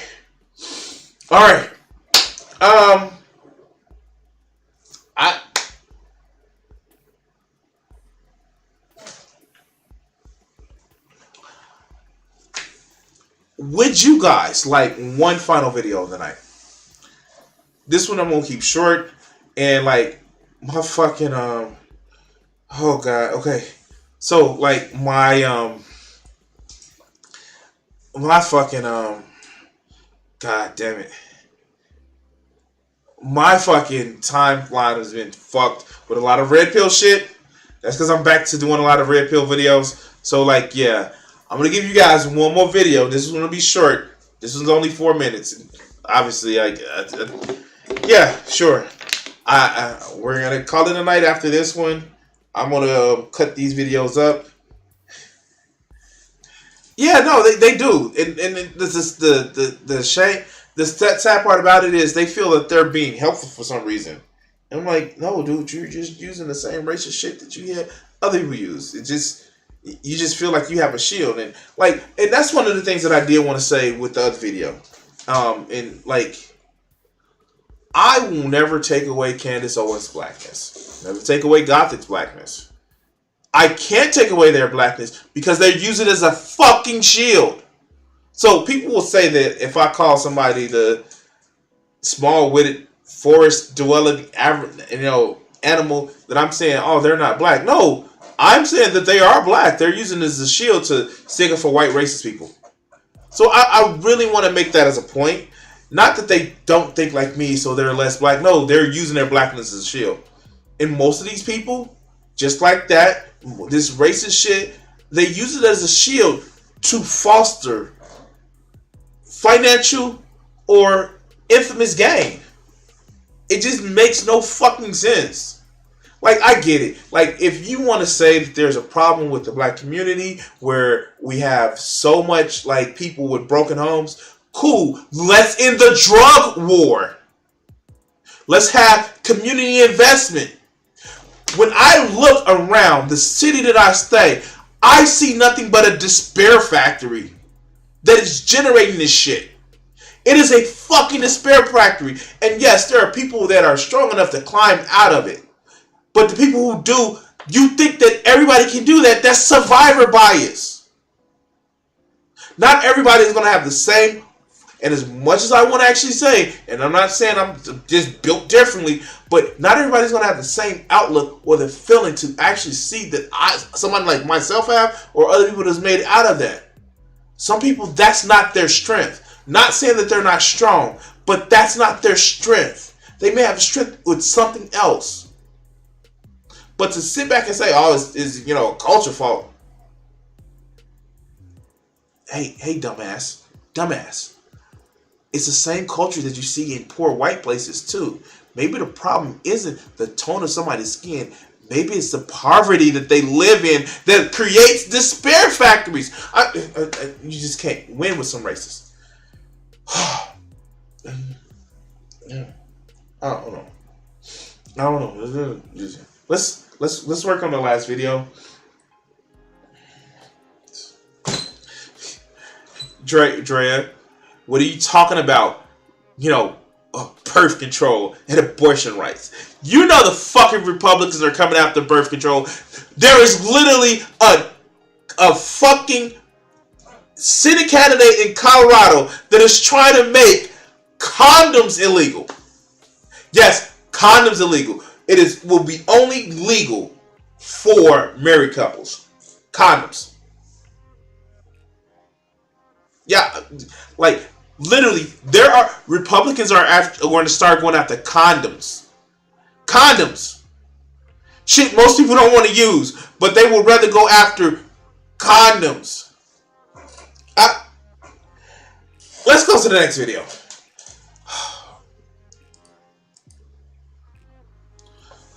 Okay. I think there is a lack of identity. All right, let's go to this one.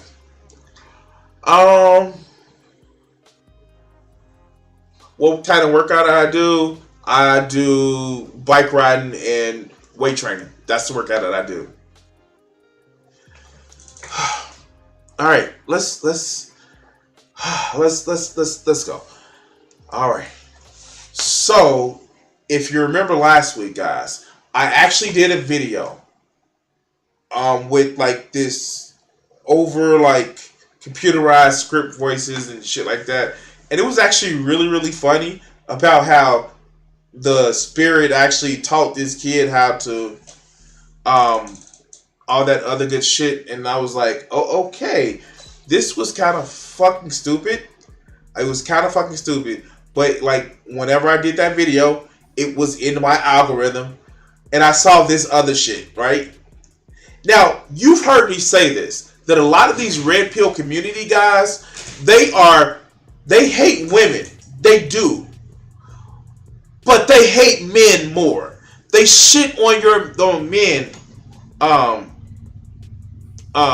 What kind of work did I do? I'm sorry, I misread that. No, I worked for a call center. Subhuman. I worked for a call center. I'm sorry. I apologize. But yeah, no, they hate men worse than they hate women. And this is actually illustrated by this next video. Why modern men are weak. Okay, let's go. I think there is a lack of identity in the young people. Sometimes Wait. There's a lack of identity in young people. No, young people are identified as all shits all the time. And that's actually yeah. All right. See ya. But yeah, no, young people are identified as shit all the time. That's cool. But sometimes it's filled with weak figures of pop culture. Like, hasn't all... Oh, okay, let's go. it is filled with weak figures of pop culture. If we look back, like in a tribal era, we'll see that people... Like, it's funny that a lot of these people want to go back to tribal times and shit when, like, you died before age 35 because of infections and shit like that. But no. But, like, the modern world is great. But, okay, let's go. People had a clear role defined. For instance, a man had to be a warrior, to be courageous, brave, strong, aggressive, or emotionally balanced. Wait, that's in what culture? In what, like you just can't assert this shit.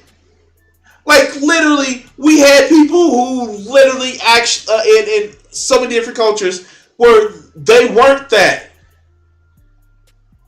Like, I get if you're looking at the Greco-Roman standards. Like, I was talking to a friend like that. Like, you know that people in Rome and Greece, these people that you look forward to, they didn't have this defined thing of sexuality that you would claim that you have now. Like, most of them were just what we would call bi or pan. Like, Alexander the Great, the conqueror of most of the known world, he kind of had male and female lovers. Like, it just goes without saying. Okay, let's go. Etc. We don't have it anymore. Instead, people avoid any kind of pressure, since they think it is not necessary. As the access to resources got much easier, it is not necessary. Wait, we usually work anywhere from 40 to 60 hours a week, especially in the U.S., but we live life easier, where most of our ancestors work maybe 20 hours a week doing back-breaking shit, but because of, modern technology, we work more and are less... Okay, let's go.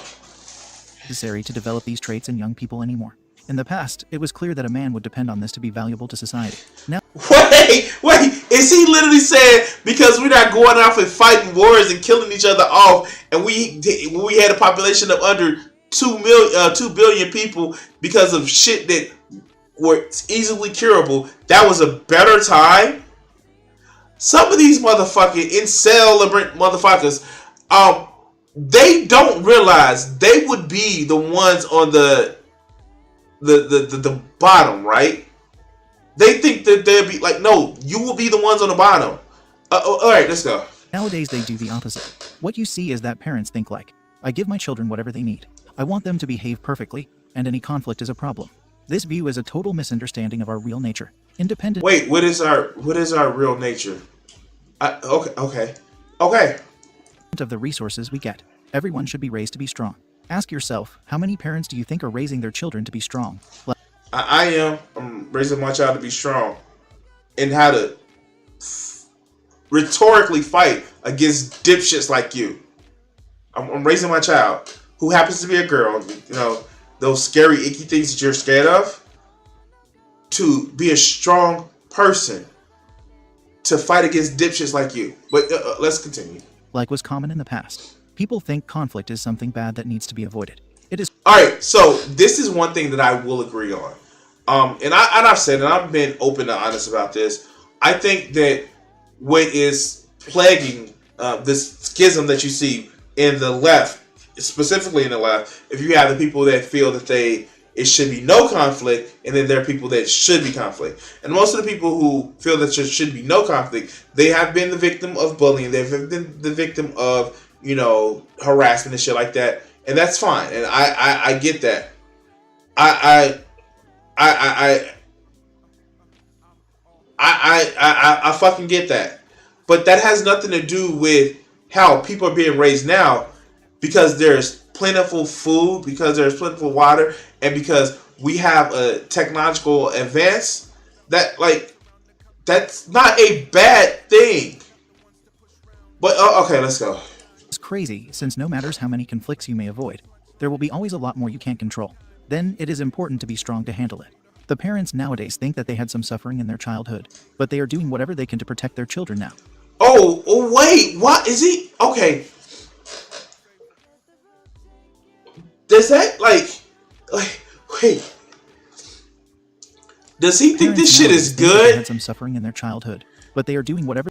Does he think that shit is good? That's abusive, you dumb fuck. That's okay. Let's go. They can to protect their children now. Then, when the children face some conflict, these parents overreact, thinking the child has some problem. When the children realize it, they start feeling bad about themselves. They try hard to never commit a mistake. And you think this motherfucker is self-reporting? I mean, do you really think these motherfuckers self-reporting? All right, let's go. Not be considered problematic. It is easy to see how this destroys their lives. They get afraid of trying anything. They don't want to be bad people, because since they act on their will, it is interpreted they are offending someone. Everyone becomes hyper-fragile. You can't say or do anything, because it's seen as a sign that you have some disorder. Wait.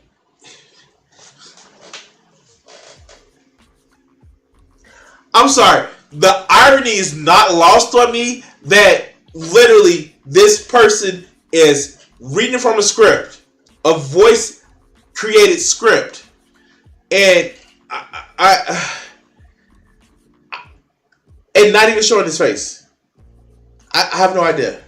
All right, let's look at this chat. People right now are being raised to be super soft. It wasn't until recently I heard someone say they can't watch a certain show because it might get them a little sad. Okay, that's fine. And you can actually say that. If people are avoiding pain and loss and shit like that, that's fine. Are you going to say that about, people who want to avoid the fact that the U.S. committed genocide as a first great sin and then committed slavery as their second great sin? This is the shit that bothers me too.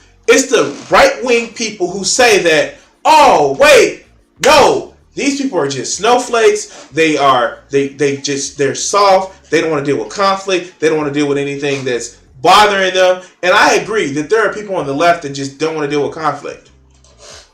But the conservatives and Republicans want to get rid of gay people because it makes them feel icky. And they can't have that existing. It seems like there's a lot of snowflakiness going around. Instead of overprotecting their children, parents should prepare and teach them to be strong. Boys are becoming soft. This has... Wait. How are boys becoming soft? Because we can't beat each other into fucking almost comas? We're becoming soft? Wait. Oh shit. Wait, how do you make a boy rough and tough like a man? How? Serious consequences. Boys are not motivated to pursue goals and plan for the future like was before. So... Wait, how? Oh my god. Because you're not working in the steel mill and getting, some sort of various forms of cancer because of the toxic chemicals, you're not tough?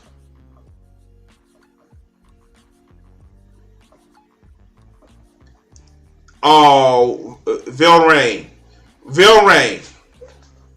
Really? You haven't heard of any conservatives wanting to do away with homosexuals? Conservatives are more like moderates from 30 years ago. Okay. here, what planet are you living on? I'm sorry, like it must be so delusional. What planet are you living on? Or can I have some of your drugs? I'm sorry, like I oh, I'm sure there might be some conservatives that are homophobic, but I don't think they are the majority. just like there are some conservatives that don't want to get rid of abortion rights, but they're not the majority. Okay, so let's go. Okay, So this generation is weak because they were raised to be weak. And at any sign of rebellion, they were labeled as having some social disorder. The traditional roles that served as references to our societies became outdated and largely criticized. wait. The traditional roles that served as references.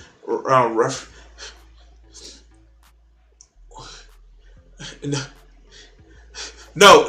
This isn't a MAGA stream. Oh God, no. This is definitely not a MAGA stream. If you're coming here from a MAGA stream, you can get a MAGA tier stream. Oh God. But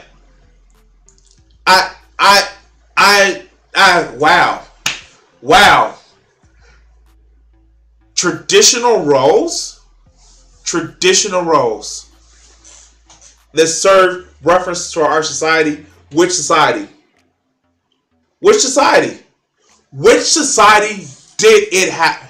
Not all lefties are super emotional, overreactive cryberries. That's just the loudest of them. No, and you're right. I'm a lefty. I'm a lefty, and I'm like, I'm fucking not a cryberry. I'm actually more of a bully. And you're right, Valorant.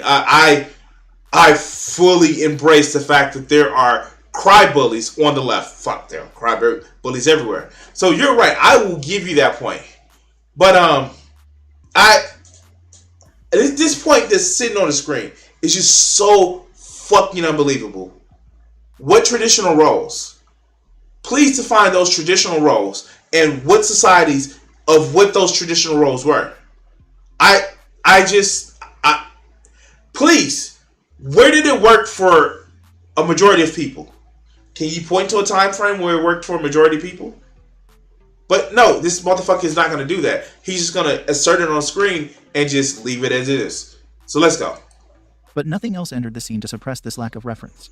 As the result, we get a lot of people who don't have a good vision about themselves, don't see themselves potential, and don't even think they are capable. I mean, like, if you gonna argue that, you know, people are weak and soft and all this other good shit, I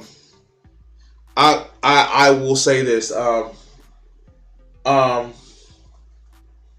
Maybe you should actually proofread your script before you put it in a verbal, like, autorator or some shit like that. Okay, I'm just being petty right now. Let's go. To survive in this world, without needing to ask for things from their parents or demanding special treatment. Fortunately or unfortunately, depending on your point of view. YouTube videos can be weird. I've seen some where the subject matter is just that. Yeah, of course, like, because like people get on stream and like, or people write a script and they just come up with some crazy shit. But no, like, yeah, no, I get that. The current generation of young adults has never been in a position where they've had to make sacrifices like most earlier generations. Wait, what? Oh, wait, what? I'm sorry. The millennial generations, hi, I'm a millennial, and the generation behind us, we don't have the same opportunities as everybody before us. One, because the boomer and Gen X generation, they can't fucking retire like they need to. Some of them don't want to retire. Some of them are just assholes. But they can't retire because all of our social safety nets are going out the fucking window. People are, yes, living to a longer time frame, but they don't have the wealth. They don't have the security to actually retire from the workforce. And that's actually pushing millennials and Gen Zers and Zoomers and shit down to where they can't get the same level of economic opportunity that everybody above them got, because they need to stay. Like, people give shit to the boomers, and yes, they deserve a lot of shit, But what happens is a lot of them, as somebody who's used to work for a Comcast call center, somebody who used to work for a warranty call center, and now working for a different business call center, it is a reason why some of these motherfuckers can't retire, because they can't afford to. And that's fucking with everybody. It's a fucking domino effect that is happening with everybody else. And the only people that are benefiting from this system are rich fucks. And don't get me wrong, there's nothing wrong with being a rich. But when you're abusing a fucking system and making everybody suffer, fuck you. Okay, I'm right over. They've never faced the draft, so they haven't had to make life-altering. Wait. Fuck. Is this a boomer? Is this a boomer speaking? Is this a boomer speaking?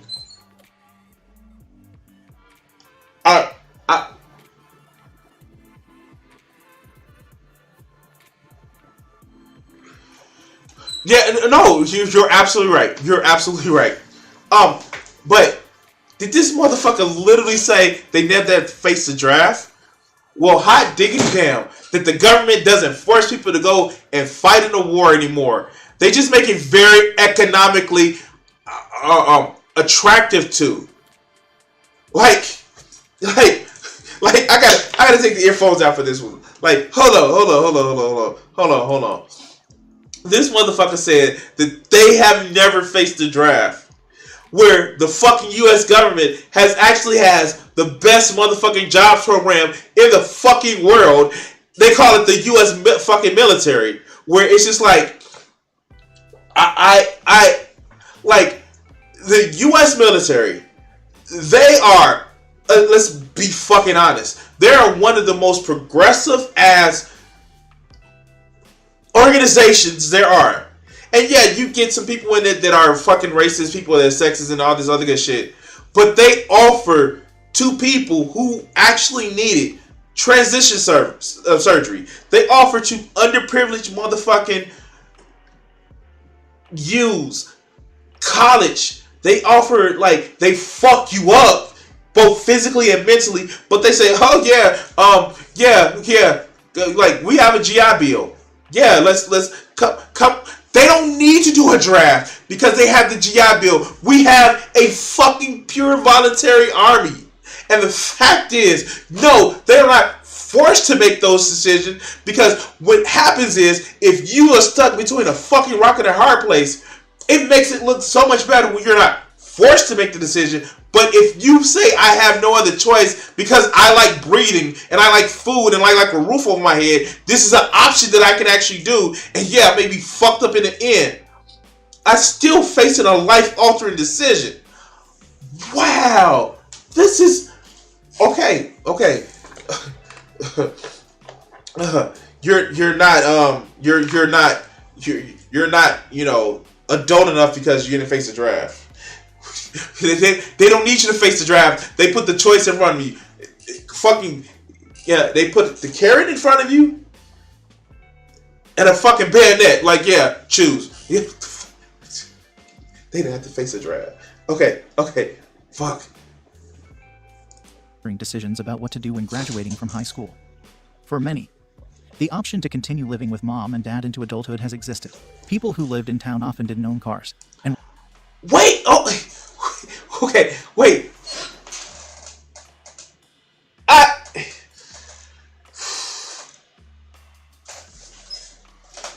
Yes, for some people, they don't want to actually move and they don't want to get a job. But, like,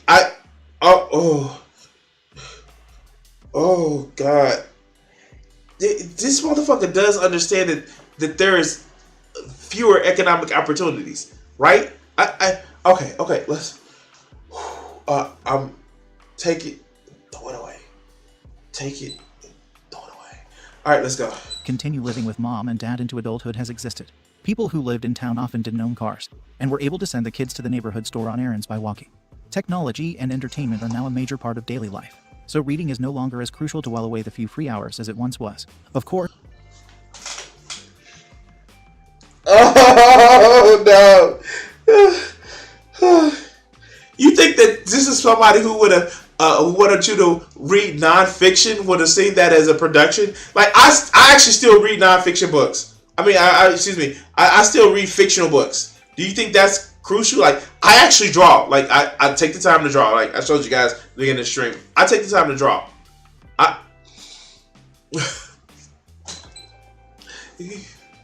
You're not working in the field, Billy Joe.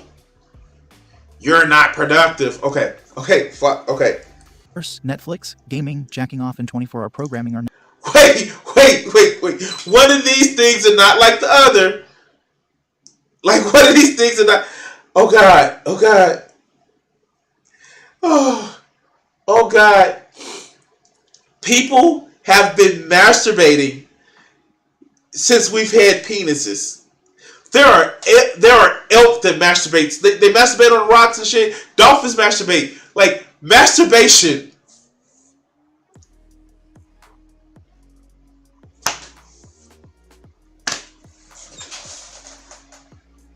What is up with these sexless, deprived motherfuckers?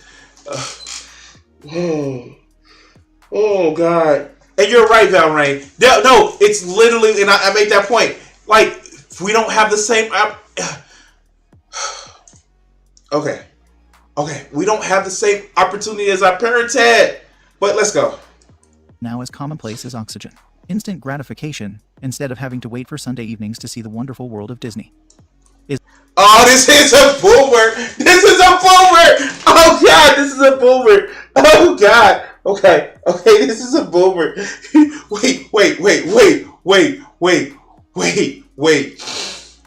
Oh, God, when I was a child, I know the wonderful world of Disney happened, like Disney movies used to come out on ABC, like every Sunday night. But like, oh God.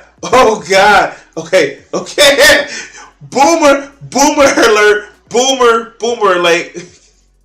Oh God. Is the norm.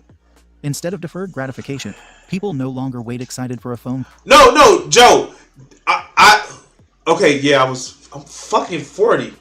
It continued like into the like the 90s. It did. Or they may have brought it back. All right, let's go. Call. And kids call one another at all hours. Instead of having restrictions placed on hours or length of time of phone usage. Phones, computers, and laptops, all with Wi-Fi so they can be used anytime, anyplace, are issued to early elementary age children. So boredom, even on road trips, is extinct along with a long attention span. Amusement parks. Now, I will admit, our constant interaction with technology has shortened the music attention spans. Yeah, that's a drawback of technology, and I will actually admit that's fucked up. But this is the totality of human experience in the palm of my hand. I can look shit up, information like the fucking bane to conservatism. But all right, let's go. Whew, okay, let's go. Movies, theme rides, vacations, designer clothes, and entire diets are geared to make you a consumer zombie now. The world has become child. And you know what? You're right. You're fucking right. Fuck capitalism because it has turned you into a consumer. You know how you solve that? And you know how you solve? No. Don't. Shh. Don't mention the internet, because this person doesn't realize they're on this website called YouTube.com that he's making a video that people spend hours watching. No. Shh. Valrain. But like, no, don't. The hypocrisy will blow his mind like Black Bolt. And if you get that reference, 10 points. Okay. Child-centered instead of adult-centered. I could go... No, it's become consumer-centered. That's the thing. The world has become consumer-centered. Okay. On and on, but why bother? You get the idea. So self-discipline, sacrifice, postponement of gratification, shared responsibility at home, hard physical work, and the word no have become alien concepts to youth, whereas they used to be thought of as necessary for the development of a person's character. And back in my day, oh God. Oh God, let's go. Work ethic. Sadly, this state of affairs is the fault of the older generation, who inflicted it upon their kids. There just wasn't enough profit. 11 ways to kill your inner weakness. Kill your, oh God, the rise of weak. What? Okay. Okay. Okay. I have no other words to say. I have no mouth, but I must scream. Imagine you could find a better job under a better economy. You should thank Biden for how great his economy is. Seeing that the presidents don't really affect how the economy works, and the fact that if there was a change in policy that would have affected it would be affected by a presidential election, it usually takes 3 to 4 years for it to actually happen. And by the way, we had something that happened in 2020 that a president didn't see as important. But yeah, sure. Oh my God. Okay, the fact that it's so good, you should vote Democrat next time. Oh, I am, because the Republicans are evil pieces of shit that wants to kill everybody that's not a straight cis white man, and even then they don't have any high appointment appreciative of them. They just see them as a tool. Oh God. Oh God. Okay. Yeah. So we're gonna cut this video short so I can actually argue with this person in my chat and probably enjoy the rest of my night. By the way, thank you guys for watching the tubes and all this other good shit. Peace. We are evil, laughing my fucking goddamn ass off. Are you kidding me? Yes, Republicans are evil and they want you dead.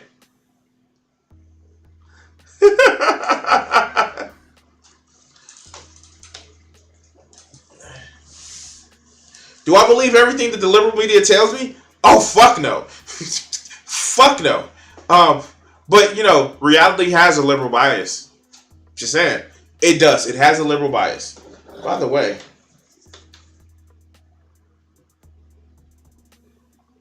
Alright, guys. I'm going to actually go because unlike most of the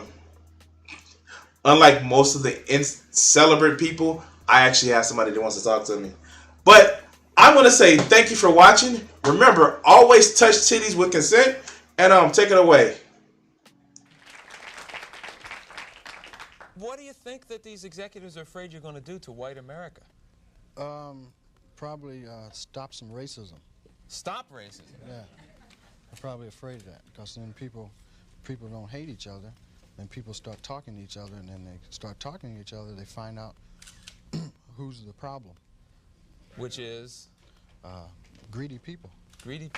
I have a couple things I want to ask you there. Do you really think that some of the guys that you dealt with at NBC, no names, right? Because there's lawsuits for that too, that some of these guys really want to promote racism actively, or is it a subconscious? I just think it's part of capitalism, is to promote racism, right?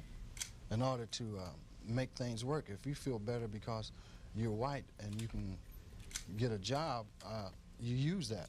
I mean, I would. Absolutely. Say, I'm sorry, Jack, but shit, they say I'm white. I'm going to use this. Right, absolutely. Get this job. I'm hungry, But, and that separates people. So they keep people separated, and that keeps them from thinking about the real problem. That's as simple as I see it. Probably it's not that simple, but... Now, all right, you and I are about the same age, right? We're in our mid-30s. How long is it going to take before guys who think like you, and I say guys who think like me, people who don't want to have racism in the country, people who don't want to be oppressing any minority, whatever it is, sexual, whatever minority, really get into positions of power and can change things? You can't get in a position of power, it seems, if you think like that. It seems that the only time you get in a position of power is if you're like the people that are in power. To me, I mean, that's the way it goes. I mean, people that get to become executives become like the people that were already executives. I don't know, maybe... They go in with good intentions, but it eats them up. It's like a cesspool, it just gets on you and it starts eating. The system levels them. Pretty soon it's all gone. Is that what a cesspool sounds like? Yes.